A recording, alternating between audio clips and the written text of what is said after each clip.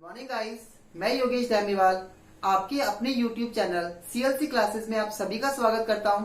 हमारा discussion memory का चल रहा था और मेमोरी के डिस्कशन में हमने सबसे पहले यूनिट कैश मेमोरी को स्टडी किया था और हमारी जो सेकंड जो यूनिट होगी वो हमारी प्राइमरी मेमोरी के रिगार्डिंग यूनिट होगी और जो फर्दर यूनिट होगी वो हमारी सेकेंडरी मेमोरी के रिगार्डिंग होगी, जिससे हमारा पूरा का पूरा टॉपिक मेमोरी का कंप्लीट हो जाएगा गाइस। और ये मेमोरी का टॉपिक आपके लिए बहुत ज्यादा हेल्पफुल होगा और ये वीडियो भी आपके लिए बहुत ज्यादा हेल्पफुल होगी आपके कंपटीशन एग्जाम में और RSCET के एग्जाम में, दोनों में आपके लिए ये वीडियो बहुत ही ज्यादा हेल्पफुल होगी। तो गाइस हम चलते हैं प्राइमरी मेमोरी के डिस्कशन में, देन सेकेंडरी मेमोरी के डिस्कशन में।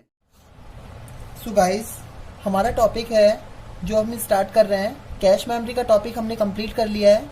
जैसा कि मैंने आपको अभी बताया था, हम जो नेक्स्ट टॉपिक ले रहे हैं वो प्राइमरी मेमोरी का टॉपिक ले रहे हैं और प्राइमरी मेमोरी का टॉपिक मैंने जो एज अ पॉइंट आपको सामने जो रिटर्न में एज अ नोट्स मैंने आपको रिटर्न में दिया है, रिटर्न में लिखा है आपके सामने, तो उसी को मैं स्टडी कर रहा हूँ कि प्राइमरी मेमोरी, कंप्यूटर में प्राइमरी मेमोरी सेमीकंडक्टर डिवाइस से बनी हुई मेमोरी होती है।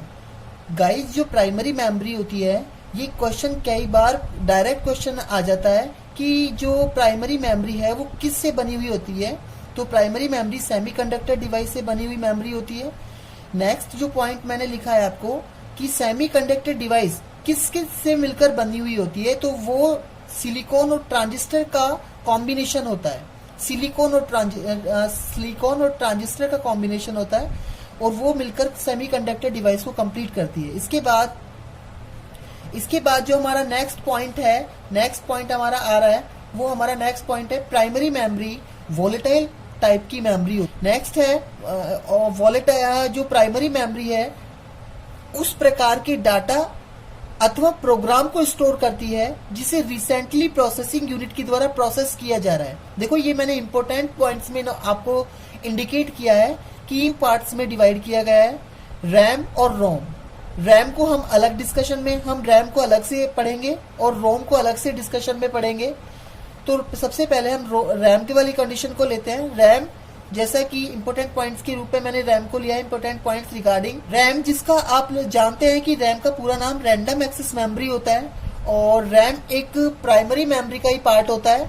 रैम पॉइंट हमने लिखा है, रैम को मेन मेमोरी के नाम से भी जाना जाता है क्योंकि कंप्यूटर में यूजर के द्वारा जो भी फाइल सॉफ्टवेयर ओपन किया जाता है वह सबसे पहले रैम में ही लोड होता है। रैम को मेन मेमोरी के नाम से भी जाना जाता है क्योंकि कंप्यूटर में यूजर के द्वारा जो भी फाइल सॉफ्टवेयर ओपन किया जाता है वह सबसे पहले रैम में ही लोड होता है। ये ट्रू है कि जो भी एग्जीक्यूशन होगा ना, जो भी एग्जीक्यूशन होगा वो तो प्रोसेसर कंप्लीट करता है, जिसे हम सीपीयू के नाम से जानते हैं। सीपीयू उस चीज को प्रोसेस करता है, उससे पहले वो रैम में वो प्रोग्राम एग्जीक्यूट होगा, चाहे वो आपकी फाइल है, चाहे वो कोई भी आपका प्रोग्राम है, ठीक है, कोई भी फाइल है, प्रोग्राम है। नेक्स्ट पॉइंट आ जाता है हमारा, रैम को इसलिए टेम्परेरी मेमोरी कहा जाता है। रैम को इसीलिए टेम्परेरी मेमोरी कहा जाता है क्योंकि रैम में रखा हुआ डाटा कुछ ही समय के लिए परमानेंट नहीं होता है, कुछ ही समय के लिए होता है, इसलिए उसको टेम्परेरी मेमोरी कहा जाता है, इसीलिए इसको वोलेटाइल टाइप की मेमोरी बोला जाता है। ये सारी चीज एक दूसरे से लिंक्ड है, तो आपको हर पॉइंट को अच्छे से समझना है और हर पॉइंट को अच्छे से रीडिंग करना है, लर्न करना है। नेक्स्ट है, रैम सेकेंडरी मेमोरी से फास्ट होती है लेकिन कैश मेमोरी से स्लो होती है। RAM divided into 2 parts, RAM को 2 पार्ट्स में डिवाइड किया गया है, एक एस रैम के रूप में, एक डी रैम के रूप में, जिसका मैंने अलग से आपको स्पेशल पॉइंट्स में आपको मैंने कवर कराया है। और इसमें हम सबसे पहले हम एस रैम को देखेंगे। एस रैम, जिसका पूरा नाम स्टैटिक रैंडम एक्सेस मेमोरी होता है, यह कंप्यूटर में मेन मेमोरी का काम करता है। यह डाटा को स्टोर करने के लिए ट्रांजिस्टर का यूज करता है। That is most important point है ये गाइस, कि जो एस रैम है वो डाटा को स्टोरिंग करने के लिए किस चीज का यूज करता है, वो ट्रांजिस्टर का यूज करता है। नेक्स्ट है, इस मेमोरी को बार बार रिफ्रेश करने की आवश्यकता नहीं होती है। इसको रिफ्रेश करने की आवश्यकता बिल्कुल नहीं होती है बार बार। यह फास्ट मेमोरी होती है क्योंकि इसमें डाटा रिफ्रेश नहीं हो रहा है, रिफ्रेश नहीं हो रहा है इसके मतलब अलग नया डाटा नहीं आ रहा है, नया डाटा नहीं आ रहा है इसका मतलब पुराने डाटा को ही वो कवर करता रहता है, इसलिए ये फास्ट होती है। और एस रैम जो है एक्सपेंसिव भी रहती है गाइस, एक्सपेंसिव यानी कि महंगी होती है डी रैम से। अब हम नेक्स्ट डी रैम के पॉइंट्स को स्टडी करेंगे। डी रैम जिसका पूरा नाम डायनामिक रैंडम एक्सेस मेमोरी होता है, इस मेमोरी का यूज कैश मेमोरी के रूप में होता है। यह डाटा को स्टोर करने के लिए कैपेसिटर्स का यूज करता है। ये दोनों पॉइंट्स मोस्ट हैं। देखो एस रैम जो है ट्रांजिस्टर का यूज कर रहा है और जो डी रैम है वो कैपेसिटर्स का यूज कर रहा है डाटा को स्टोरिंग करने के लिए, डाटा को स्टोर करने के लिए। नेक्स्ट पॉइंट आ जाता है कि इस मेमोरी को समय समय पर यानी कि टाइमली रिफ्रेश किया जाता है। डी रैम जो है टाइम टाइम पर रिफ्रेश होने वाली मेमोरी है। यह स्लो मेमोरी होती है एस रैम से। मैंने अभी बताया गाइस एस रैम जो है फास्ट होती है देन डी रैम। क्यों? क्योंकि डी रैम में बार बार हर बार नया रिफ्रेश हो रहा है, इसलिए ये डी रैम जो है सस्ती होती है, चीप होती है देन एस रैम से। एस रैम जो है एक्सपेंसिव होती है, एक्सपेंसिव मेमोरी में अकाउंटेबल होता है और ये समय समय पर रिफ्रेश होने वाली मेमोरी है डी रैम। एस रैम नहीं होती है रिफ्रेश। नेक्स्ट टॉपिक आ जाता है हमारा रोम का। रोम जैसा कि पूरा नाम जिसे हम जानते हैं रीड ओनली मेमोरी के नाम से हम इसे जानते हैं। रोम नॉन वोलेटाइल टाइप की मेमोरी होती है। देखो नॉन वोलेटाइल टाइप की मेमोरी इट मीन ये एक स्थायी, जिसे हम स्थायी कह सकते हैं, जिसमें रखा हुआ डाटा लोस्ट नहीं होता, खराब नहीं होता। चाहे आप कंप्यूटर को कभी भी बंद कर रहे हो, चाहे कभी भी आपकी इलेक्ट्रिसिटी फेल्योर हो रही है, चाहे आप कंप्यूटर को डायरेक्ट शट डाउन कर रहे हो, चाहे आप डायरेक्ट कंप्यूटर को बंद कर रहे हो विदाउट शटडाउन, तो आप डाटा जो है इसमें से लोस्ट नहीं होता क्योंकि नॉन वोलेटाइल टाइप की मेमोरी है, इसमें रखा हुआ डाटा लोस्ट नहीं होता है। नेक्स्ट आ जाता है रोम चिप में स्टोर जो डाटा है वो बूटिंग प्रोसेस में हेल्प करता है। ये गाइस इसकी सबसे बड़ी रिकॉग्नाइज पॉइंट है इसका कि जो रोम चिप है ना वो बूटिंग प्रोसेस में काम आता है कंप्यूटर के। बूटिंग प्रोसेस इट मींस जब कंप्यूटर को हम स्टार्ट करते हैं, और बूटिंग प्रोसेस ये अलग से एक टॉपिक है जो सेकंड चैप्टर सेकंड यूनिट में हम स्टडी करेंगे। एक बूटिंग प्रोसेस का पूरा अलग से सेपरेट टॉपिक है, लेकिन आप इसे अभी यही इतना समझें कि बूटिंग प्रोसेस एक कंप्यूटर का ऑन करने वाला प्रोसेस होता है, यानी कि कंप्यूटर को ऑन करने को ही बूटिंग प्रोसेस कहते हैं, ये बात समझिए आप। और उसमें रोम जो है, रोम में रखा हुआ डाटा जो है वो वहां पर आपकी इसकी कंप्यूटर की हेल्प करता है। यानी कि रोम में जब कंप्यूटर को असेंबल किया जाता है, कंप्यूटर को इंजीनियर्स के द्वारा जब डिजाइन किया जाता है, तो रोम चिप में उस सॉफ्टवेयर को अपलोड किया जाता है, उस सॉफ्टवेयर को डिजाइन किया जाता है जो कंप्यूटर के बूटिंग प्रोसेस में बहुत ज्यादा हेल्प करता है। नेक्स्ट पॉइंट आ जाता है यह मेमोरी रैम से स्लोअर होती है। यह मेमोरी रोम से स्लोअर होती है तथा सस्ती भी होती है। रोम को 3 पार्ट्स में डिवाइड किया गया है। देखो इनका है ना पॉइंट्स जो है आपको फुल फॉर्म में आपको डायरेक्ट क्वेश्चन आ जाता है गाइस, तो इनका फुल फॉर्म आप लर्न रखेंगे तो बेटर होगा कि रोम के जो 3 पार्ट्स में जो डिवाइड किया गया है किस किस रूप में, तो एक पी रोम के रूप में, ईपी रोम के रूप में और एक डबल ईपी रोम के रूप में। देखो पी रोम जिसे प्रोग्रामेबल रीड ओनली मेमोरी के नाम से जाना जाता है, ईपी रोम जिसे erasable programmable read only memory का नाम रखा गया है, नाम से जाना जाता है। नाम ईपी रोम जिसका पूरा नाम erasable programmable read only memory होता है। Next double EP ROM electrically erasable programmable read only memory के नाम से इसको जाना गया है। तो गाइस ये हमारा रोम का टॉपिक है। मेमोरी के टॉपिक को मैंने एक डायग्राम के रूप में रिप्रेजेंट करने की कोशिश की है और आई होप सो आपको ये बहुत अच्छे से समझ में आ जाएगी। प्राइमरी मेमोरी जैसे कि मैंने आपको बता रहा हूं यहाँ पे, प्राइमरी मेमोरी जिसे 2 पार्ट्स में डिवाइड किया गया है, जैसे कि मैंने अभी आपको डिटेल में बताया। रैम जिसे हम एस रैम और डी रैम के रूप में जानते हैं। रोम जिसे हम पी रोम, ईपी रोम और डबल ईपी रोम के रूप में जो है इसका जो डिवाइडेशन है वो इस रूप में, इस डायग्राम से आपको ये कंप्लीट क्लियर हो जाता है कि जो प्राइमरी मेमोरी है, प्राइमरी मेमोरी का जो डिस्कशन है वो इस डायग्राम के द्वारा जो है कंप्लीट फुल एंड फाइनल रूप से हो जाता है। नेक्स्ट टॉपिक जो हमारा होगा जो सेकेंडरी मेमोरी का टॉपिक है जिसे हम कंटिन्यू करेंगे। नेक्स्ट पॉइंट आ जाता है हमारा सेकेंडरी मेमोरी का गाइस। सेकेंडरी मेमोरी का जो इंपॉर्टेंट पॉइंट्स हैं मैंने उनको इस डिटेल से आपको पॉइंट्स डिटेल्स आपको यहाँ पर रिटर्न किया है, एज रिटर्न किया है। सेकेंडरी मेमोरी का टॉपिक गाइस हमने इस रिटर्न पॉइंट्स में हमने देखेंगे। रिटर्न पॉइंट्स में सबसे पहला पॉइंट जो है, this is a hardware component of computer, यानी कि सेकेंडरी मेमोरी एक हार्डवेयर कंपोनेंट के रूप में कंप्यूटर में लगी हुई होती है। नेक्स्ट, इस डिवाइस को सहायक डिवाइस के नाम से भी जाना जाता है, हेल्पर डिवाइस, सहायक डिवाइस के नाम से भी जाना जाता है। नेक्स्ट आ जाता है कि इस मेमोरी को परमानेंट मेमोरी कहते हैं। Guys that is important point कि इस मेमोरी में रखा हुआ डाटा कभी भी लॉस्ट नहीं होता, तथा वो फ्यूचर पर्पस के लिए डाटा होता है, जिसे हम परमानेंट मेमोरी के नाम से जानते हैं।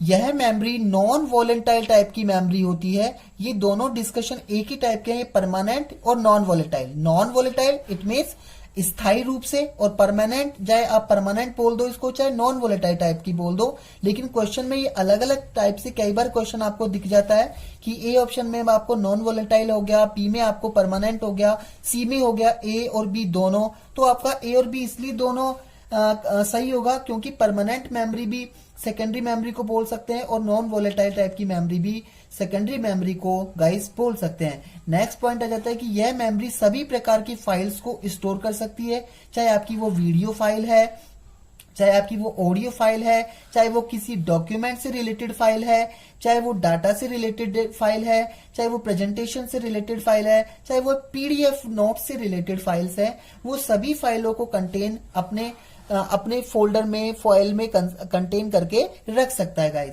तो नेक्स्ट है, यह मेमोरी स्लो होती है प्राइमरी मेमोरी से। तो देखो, प्राइमरी मेमोरी फास्टर होती है देन सेकेंडरी मेमोरी, और कैश मेमोरी फास्टर होती है देन प्राइमरी मेमोरी। इस डायग्राम को मैं आपको एक अलग से डिटेल करूंगा, आपको मैं चाहे शॉर्ट वीडियो में मैं डाल दूंगा इसको डिस्कशन को, कि कौन सी मेमोरी फास्टर होती है, कौन सी मेमोरी स्लो, क्योंकि कई बार क्वेश्चन डायरेक्ट आ जाता है। तो ये इंपोर्टेंट टॉपिक में आता है गाइस, तो ये आपको याद रहना जरूरी है। नेक्स्ट आ जाता है types of secondary memory. Types of secondary memory में हम सबसे पहले एचडीडी को डिस्कशन में ले रहे हैं। एचडीडी जो कि कंप्यूटर में हार्ड डिस्क ड्राइव के नाम से जाना जाता है। हार्ड डिस्क ड्राइव जो कंप्यूटर में परमानेंट स्टोरेज एरिया होता है, जहां पर सारी फाइल्स और डाटा स्टोर रहता है गाइस। कंप्यूटर में यह डिवाइस परमानेंट स्टोरेज के रूप में मैंने अभी बताया। एचडीडी की स्पीड को आरपीएम, रिवोल्यूशन पर मिनट में मेजर किया जाता है। ये डायरेक्ट क्वेश्चन में आया हुआ क्वेश्चन है, आरएससीआईटी के में भी आया हुआ है, आपके कंपटीशन एग्जाम में भी आया हुआ है, अदर कंपटीशन में, तो आप इसको याद रखें। और जो रिसेंटली एसएसडी को भी यूज किया जाता है, एसएसडी सॉलिड स्टेट डिवाइस को भी जो है मेमोरी के रूप में हम यूज कर रहे हैं, फास्टर के रूप में बनाने के लिए हम एसएसडी को यूज करते हैं। कंप्यूटर में मेमोरी की सबसे स्मॉलेस्ट जो यूनिट होती है वो बिट्स होती है गाइड, बिट्स। रट लीजिए इस क्वेश्चन को, बिट्स होती है। बिट्स को हम ब्लॉक ऑफ मेमोरी के नाम से भी जान सकते हैं। ब्लॉक ऑफ मेमोरी होता है बिट्स।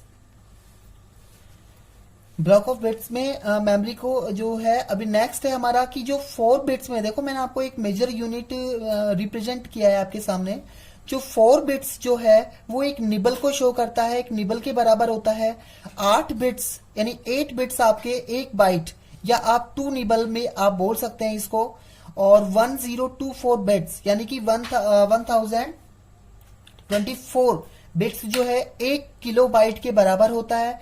और 1024 केबी आपके 1 MB के बराबर होता है। ये आपको याद रखना है गाइस, इनमें से क्वेश्चन आ जाता है कई बार, और आरएससीआईटी के में तो आया हुआ क्वेश्चन है इनमें से। तो आप ये पूरी की पूरी जो मेमोरी यूनिट है, आप इसको पूरी की पूरी कंटिन्यू करेंगे, याद करेंगे। आगे कंप्यूटेशन चाहे आपके कोई सा भी एग्जाम है उसमें आप याद रखेंगे इसको, तो अच्छा होगा आपके लिए। नेक्स्ट है आपका 1024 MB बराबर 1 GB के बराबर होता है। 1024 GB 1 TB के बराबर होता है। 1024 TB 1 पेटाबाइट के बराबर होता है। 102B पेटाबाइट 1 EB के बराबर होता है, जिसे एक्साबाइट के नाम से जाना जाता है। 1024 EB बराबर 1 ZB यानी कि जैसे जेटाबाइट के नाम से हम जानते हैं के बराबर होता है। 1024 ZB बराबर 1 YB यानी कि योटाबाइट के बराबर होता है। और 1024 YB बराबर 1 ब्रंटोबाइट होता है। और 1024 ब्रंटोबाइट जो होता है 1 gigabyte, that is major biggest unit of computer, यानी कि बहुत बड़ी यूनिट हो गई ये कंप्यूटर की, बहुत बड़ी मेमोरी यूनिट हो गई ये। जो अभी तक हमारा जो कंप्यूटर आ रहा है वो टेराबाइट में आने लगे हैं। टेराबाइट में हमारे कंप्यूटर की मेमोरी आ गई है। आपकी चाहे मोबाइल डिवाइस की हो चाहे आपके कंप्यूटर की हो, वो टेराबाइट में आपको मिल रही है गाइस। नेक्स्ट आपका सेकेंडरी डिवाइस का सेकंड टॉपिक आपका ऑप्टिकल डिस्क है। ऑप्टिकल डिस्क जो कि आपका परमानेंट स्टोरेज एरिया ही होता है, जिसमें हम सबसे पहले सीडी को काउंट करते हैं। CD is stand for compact disc, जिसका पूरा नाम हम जानते हैं। इसकी स्टोरेज जो कैपेसिटी है गाइस वो 650 टू 700 MB तक होती है। ये MB में होती है गाइस। ये परमानेंट स्टोरेज एरिया होता है, जैसे कि मैंने अभी आपको बताया। नेक्स्ट है आपका डीवीडी, जिसका पूरा नाम डिजिटल वर्सेटाइल बोल सकते हो चाहे वीडियो बोल सकते हो। डिजिटल वर्सेटाइल डिस्क या वीडियो डिस्क होता है इसका पूरा नाम। इसकी स्टोरेज जो कैपेसिटी है वो सीडी से बिगेस्ट होती है। ये जीबी में होती है, ये जीबी में स्टोर करता है डाटा को, ये एमबी में स्टोर करता है डाटा को। नेक्स्ट आ जाता है हमारा ब्लू रे डिस्क। ये दोनों सीडी और डीवीडी से बड़ा होता है। इसमें लेयर में डाटा स्टोर होता है। ये 50 जीबी से 500 जीबी तक का डाटा को आसानी से स्टोर कर सकता है। इसमें लेयर में डाटा स्टोर होता है। नेक्स्ट इसमें एक छोटा सा टॉपिक आ जाता है वॉर्म का। वॉर्म जिसका है ना फुल फॉर्म ही आपके पेपर में मैंने कई बार देखा है, आरएससीआईटी के पेपर में भी, कि वॉर्म का पूरा नाम क्या है। तो इसका पूरा नाम आप सिर्फ इसका फुल फॉर्म ही लर्न रखेंगे कि राइट वंस रीड मैनी, इसका पूरा नाम होता है।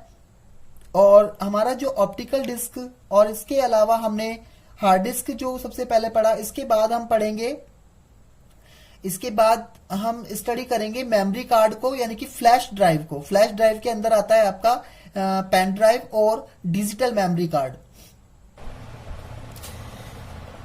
गाइस हमारा नेक्स्ट टॉपिक आ जाता है फ्लैश ड्राइव। फ्लैश ड्राइव जिसमें सबसे पहले हम पेन ड्राइव को यूज करते हैं। पेन ड्राइव जैसा कि आपको पता है, पेन ड्राइव ये भी एक परमानेंट स्टोरेज एरिया ही होता है। और कंप्यूटर से कनेक्ट करने के लिए इसको यूएसबी पोर्ट की नीड होती है। यूएसबी पोर्ट जिसका पूरा नाम हम जानते हैं कि यूनिवर्सल सीरियल बस होता है। और यूएसबी पोर्ट की हेल्प से पेन ड्राइव हम कंप्यूटर में यूज कर सकते हैं, मोबाइल में यूज कर सकते हैं। और ये एक परमानेंट स्टोरेज एरिया का उदाहरण है। सेकेंडरी मेमोरी का उदाहरण है। नॉन वॉलेंटाइल टाइप की मेमोरी का उदाहरण है। परमानेंट स्टोरेज एरिया है। ये सारे उदाहरण आपको पेन ड्राइव के अंदर भी काउंटेबल होते हैं। नेक्स्ट आ जाता है digital memory card. Digital memory card जिसमें हम चाहे पोर्टेबल जो डिवाइस होती है गाइस, पोर्टेबल डिवाइस की मेमोरी कैपेसिटी को इंक्रीज करने के लिए हम डिजिटल मेमोरी कार्ड को यूज करते हैं, जिसमें 2 टाइप्स के मेमोरी कार्ड को हम स्टडी करते हैं। सबसे पहला कार्ड आ जाता है मिनी एसडी कार्ड और दूसरा आ जाता है आपका माइक्रो एसडी कार्ड। तो गाइस हमने सारी ऑल ओवर जो टॉपिक्स हमने स्टडी किए हैं, ऑल जो कंप्यूटर मेमोरी से रिगार्डिंग है, और कंप्यूटर मेमोरी का जो टॉपिक है हमने इस चैप्टर में इस लेक्चर में मैं कंप्लीट कर रहा हूँ।